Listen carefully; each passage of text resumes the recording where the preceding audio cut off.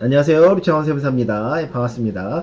이번 시간에는요, 공인중개법인, 중개법인인 경우, 중개수수료를 받거나 또는 내가 이제 같이 그 업무를 같이 한 어떤 대상한테 수수료를 일부 지급하거나 할 때, 증빙 처리 어떻게 하는지와 관련해서 뭐 3.3% 사업소득 원천 징수를 하는지, 아니면 뭐 세금 계산서를 뭐 주고받는지, 현금 영수증을 주고받는지 등등 관련해서 한번 정리해 보도록 하겠습니다. 일단 중개법인이 수수료를 받았어요. 수수료를 받는 사람이 어떤 증빙을 발행하죠. 세금 계산서 같은 거. 그래서 중개법인이 수수료를 받는 경우는 당연히 원칙은요. 부가세까지 받고 세금 계산서를 발행해 줍니다. 상대가 누가 됐건 간에 뭐 법인 사업자가 됐든 일반 개인 사업자가 됐든 간이 개인 사업자가 됐든 일반인이 됐든 이렇게 합니다. 근데 문제는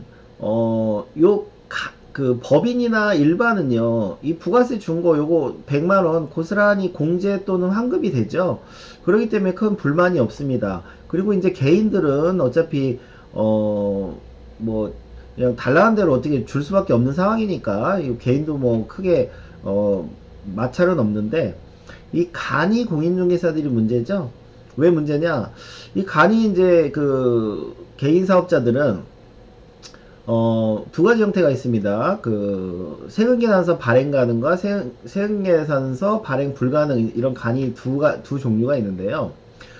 이 사람한테 중개수수료랑 그 부가세 100만 원을 주고 세금계산서를 받아봐야 부가세 공제가지고 쥐꼬리만큼 공제됩니다. 이 100만 원 준 거에 대해서 5천 원밖에 부가세 공제가 안 돼요. 또는 환급 자체가 아예 없습니다. 환급이란 게 없죠. 그래서 이 간이들은 수수료 이거 세금계산서 받아봐야 별 실익이 없다 이거죠. 그래서 이 사람들이 법인보다 조금 더 우위에 있는 상황이라면 야 우리 어차피 받아봐야 이거 뭐 아무런 혜택도 없어. 그러니까 그냥 부가세 없이 너 지출증명용으로 현금영수증 발행해줘. 이렇게 말하는 경우가 있습니다. 그래서 1,000만원만 주고 지출증명용으로 현금영수증을 발행 받는 거죠. 근데 이제 법인 입장에서는 불만이죠. 왜? 법인들은 부가세 받아서 그거 세금계산서 발행하면 이제 요거 100만원 받아서 100만원 납부하면 자기 중개수수료가 딱 1,000만원이 되면 좋겠는데 부가세 없이 1,000만원만 받고 현금 영수증 발행하면 어떻게 돼요? 결과적으로 이 1,000만원의 부가세 포함으로 봐야 됩니다. 이 중개법인 같은 경우는 자기 받은 돈에서 부가세를 내야 되겠죠. 10%. 그러니까 결국은 이 1,000만원이 909,000만원과 9.09 10만원 이렇게 수수료와 부가세가 포함되어 있는 걸 봐야 되겠죠. 그러니까 결과적으로 어떻게 돼요?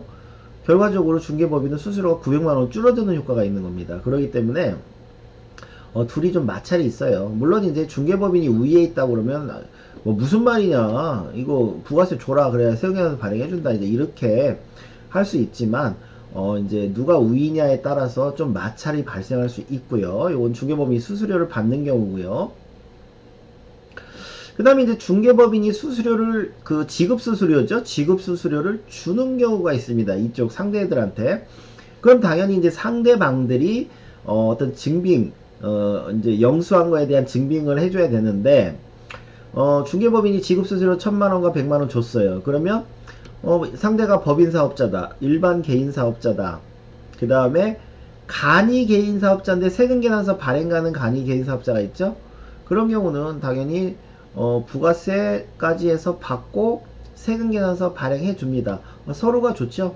이렇게 하면 딱 좋은데 역시 마찬가지로 간이 개인 사업자인데 세금계산서 발행 불가능 간이 개인 사업자예요. 즉 4,800이 안 되는 사람. 요 세금계산서 발행 가능은 4,800에서 8,000 사이를 말하는 거겠죠. 그래서 이분은 세금계산서 발행이 불가능합니다. 그러니까 중개법인 입장에서는 부가세를 줘봐야 세금계산서 발행이 안 돼요.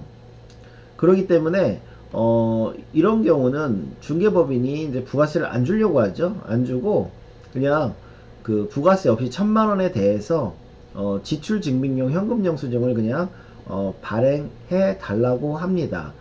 그러면 이제 간이 개인 사업자 입장에서는 만약에 이게 중개업이라면은 받은 돈에서 본인이 4% 내야 되겠죠. 1000만원에 대한 4% 내야 되겠죠. 그래서 부가세를 이제 이런 경우는 안 주려고 하고요.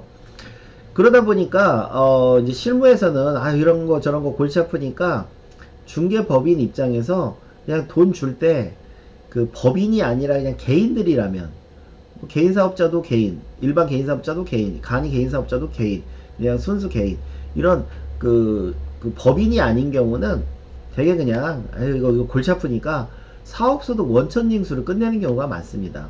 지금 무슨 얘기예요?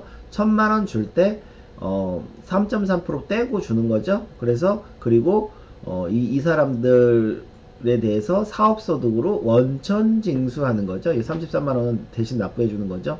근데 이 원천징수는요 부가세가 없습니다. 이거는 아예 부가세 자체가 없는 거예요. 그래서 이렇게 실무에서는 많이들 처리를 합니다. 요렇게요. 그러면 우리 전에 이제 제가 그 일반 간이 중개사가 일반 간이인 경우로 해서 제가 그때 경우에서 32가지 한번 했는데요. 그럼 이제 이게 중개법인인 경우는 어떻게 되냐? 의뢰인은 법인 사업자고 그 중개한 사람은 중개법인이에요.